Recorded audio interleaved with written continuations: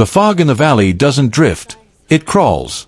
Under the bruised purple sky of twilight, Elias, Sarah, and Ben huddle around a dying fire.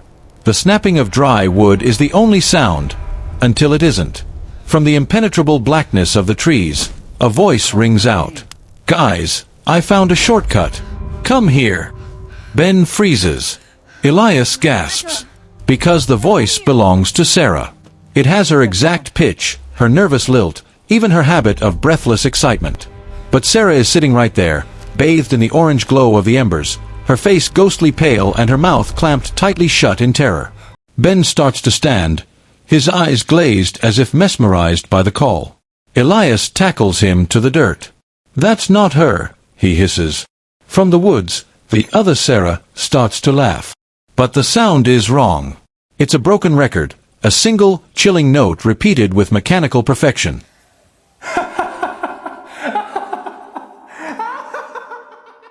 In the Valley of Mimics, your greatest enemy is your own reflection. They don't want your blood, they want your identity. The rule is simple. If you hear yourself calling, never ever answer. By the time they realized the valley was repeating their every word, it was already too late to be quiet.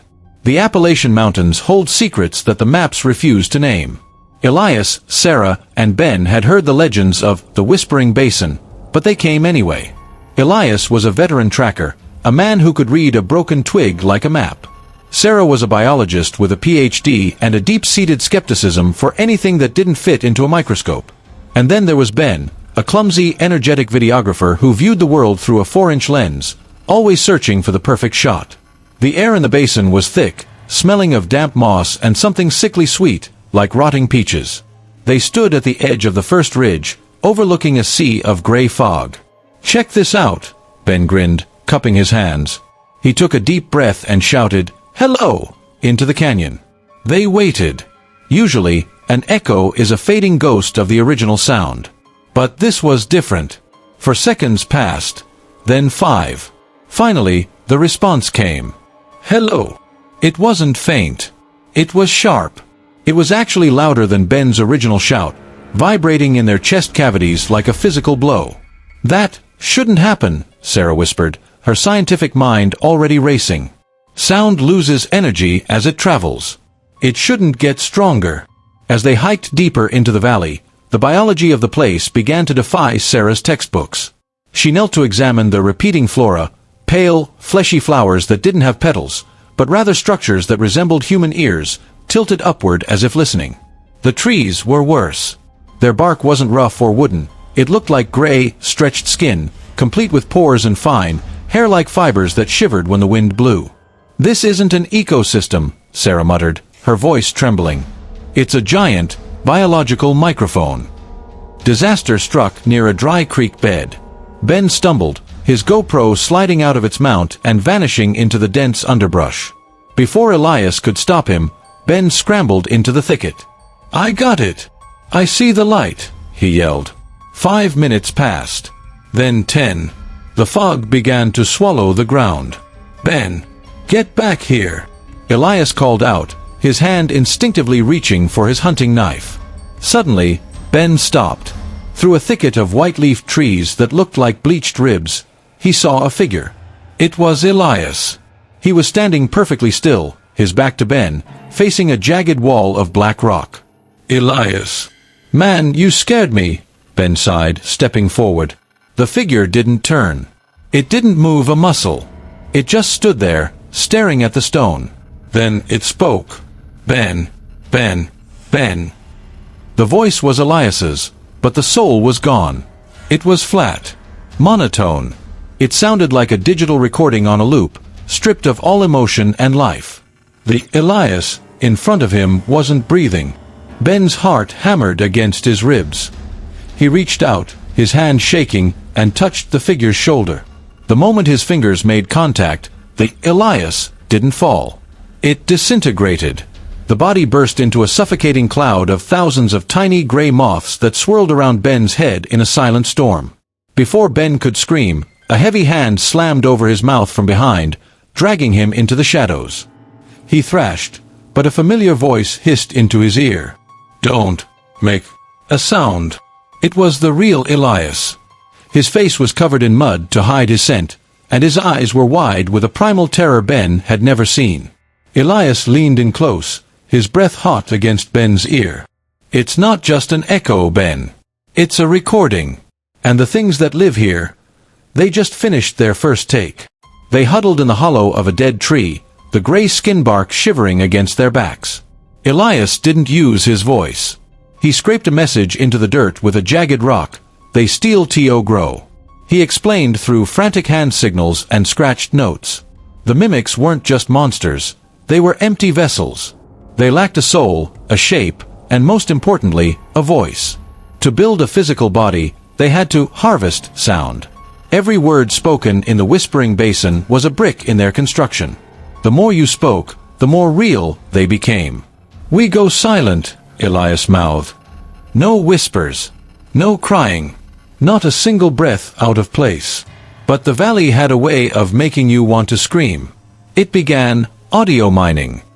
As the sun dipped below the horizon, the air didn't go quiet. It became a symphony of ghosts.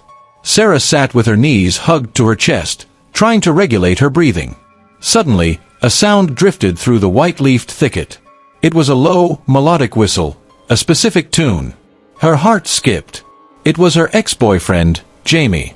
He had passed away in a car accident 2 years ago, an accident Sarah still blamed herself for. "Sarah, I'm not mad," the voice whispered from the fog. It sounded warm, forgiving, and impossibly real.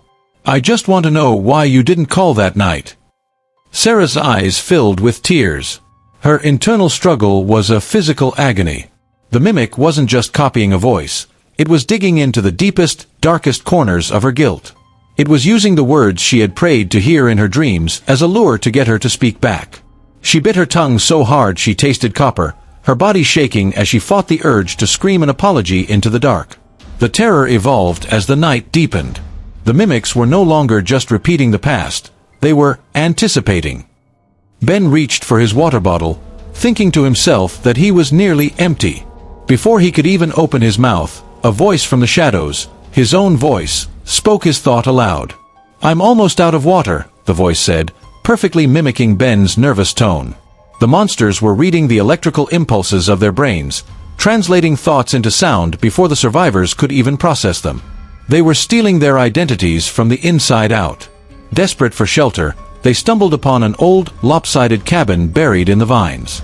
It looked like a relic from the 1940s. They slipped inside, hoping for safety, but what they found was a gallery of horrors. The cabin was filled with hundreds of vintage reel-to-reel tape recorders. They were all spinning, all playing. A chaotic, overlapping roar of thousands of voices filled the room. Each tape was a recording of a different person's final, agonizing moments. The sounds of people begging, screaming, and eventually, the wet thud of silence. His light stopped on a reel that looked brand new. The ink on the label was still wet. Sarah and Ben leaned in, their breath hitching. The label read, "Elias, tomorrow's death." Suddenly, the tape began to play. It wasn't static. It was the sound of Elias's voice, screaming in a way they hadn't heard yet. A scream of someone being peeled apart. The mimics had finished their first take. Now, they were in production. Outside the cabin, the gray moths had settled, but they weren't just insects anymore. They were fusing. In the dim, flickering light of the moon, Elias and Sarah watched through the floorboards as the forest birthed pale husks. These were featureless, bone-white bodies that moved like liquid. As they drifted closer to the cabin, the husks began to sprout hair, clothes, even the small, jagged scars that Elias had on his knuckles. They were 3D, printing themselves out of the sounds they had stolen. Inside the cabin, the air turned freezing. Sarah felt a presence behind her. She turned, expecting to see her reflection in a dusty mirror, but instead, she saw herself. The mime Sarah was a masterpiece of horror. It wore her hiking jacket and her braided hair, but the details were off. Its skin had the texture of cold wax. Its eyes were wide, unblinking voids of black ink. And as it moved toward her, its joints didn't move like bone and muscle. Each step was accompanied by a sickening, metallic click-clack, the sound of a machine trying to mimic biology. Ben, His mind, already fractured by the tomorrow's death tape, snapped. In the suffocating darkness, he saw two Sarahs. One was trembling in the corner, the other was standing tall near the door. The panic overrode the silent code. "Sarah! Over here!" Ben shouted, lunging toward the mime Sarah, thinking it was his friend. The moment the sound left Ben's throat, the mime Sarah froze. Its face split open. It didn't have teeth or a tongue. Instead, its entire throat was occupied by a giant, pulsing, fleshy organ that resembled an organic microphone, vibrating at a frequency that made the windows rattle. The creature leaned in and inhaled. Ben didn't fall. He didn't bleed. But as he tried to gasp, no air came out. He opened his mouth to scream, but the world remained deathly quiet. He clutched his throat, his eyes bulging in terror. He was physically alive, but the mimic had harvested his frequency. Ben was now a silent ghost in his own body, physically mute, his ability to produce sound completely erased from his DNA. The transformation was instantaneous. The mime Sarah's skin shifted, its features melting and reforming until it stood there as a perfect, vibrant copy of Ben. It didn't have the metallic clicking anymore. It stood with Ben's slouch. It adjusted its camera strap with Ben's clumsy rhythm. The Ben mimic cleared its throat. It sounded more like Ben than Ben ever had. It was energetic, youthful, and terrifyingly confident. "Thank you for the upgrade," the Ben mimic said, testing its new vocal cords with a sickeningly familiar grin. "The resonance is much better in this version." The creature looked down at the real Ben, who was cowering on the floor, clawing at his silent throat. The mimic's eyes turned cold. It reached down and picked up a heavy, jagged piece of granite from the hearth. "But we have a problem," the mimic whispered, its voice dropping into a dark, predatory tone. "There can only be one Ben in the credits. And I don't need the original anymore." It raised the stone high, the jagged edge casting a long, sharp shadow over Ben's terrified, silent face. The cabin was no longer a sanctuary. It was a recording studio for their execution. Elias grabbed the mute, trembling Ben by the collar, and shoved him toward the back exit. Sarah followed, her heart hammering against her ribs like a trapped bird. They had one goal: the silent gate. It was a narrow pass at the edge of the whispering basin where the air was supposed to be too thin for sound to travel. If they could reach it, the mimics would lose their power. But the valley knew they were running. As they stepped into the clearing, the environment didn't just change, it weaponized. The wind, which had been a soft whistle, suddenly transformed into a sound trap. It began to mimic the roar of 1,000 people screaming for help at the exact same frequency. The noise was a physical weight. It vibrated their teeth, blurred their vision, and made it impossible to think. It was an audio flashbang, designed to shatter their focus and force them to make a mistake. "Keep moving," Elias tried to signal, his hands moving frantically in the silent code. But in the blinding fog and the deafening roar of the wind, the betrayal of their senses began. Sarah tripped over a skin-covered root, and when she looked up, her world fractured. There were two Eliases. They were standing 10 feet apart, both dressed in the same mud-stained gear, both holding the same hunting knife. Most terrifyingly, both were using the exact same hand signals. They were moving in perfect, haunting synchronization, their eyes filled with the same desperate urgency. Sarah backed away, her head spinning. "Which one?" she mouthed, her voice long gone. She remembered a secret. A fail-safe. 3 years ago, during a tracking expedition in Alaska, the real Elias had been bitten by a wolf. He had a jagged, crescent-shaped scar on his left shoulder that he never showed anyone. It was his private mark of survival. She lunged toward the Elias on the left, ripping back his sleeve. The crescent scar was there, white and jagged against his tan skin. She turned to the Elias on the right, her knife ready to strike, but he had already pulled back his own sleeve. The scar was there too, identical in every detail. The mimics had evolved beyond just audio mining. By inhaling Ben's voice, they had accessed the group's cellular memory. They weren't just copying what they saw, they were reconstructing the survivors' histories from the genetic data in the sounds they had stolen. To the valley, there was no difference between the original and the copy anymore. The two Eliases looked at each other. Without a sound, they collided in a blur of violence. It was a silent, brutal struggle, knives flashing in the moonlight, bodies slamming against the concrete-like trees. Sarah watched in paralyzed horror, unable to help, unable to scream. Finally, one Elias pinned the other to the ground and drove a blade deep into his chest. The man on the ground didn't bleed red. He dissolved into a spray of gray moths that were instantly swept away by the screaming wind. The victor stood up, breathing heavily. He wiped the sweat from his brow and turned to Sarah.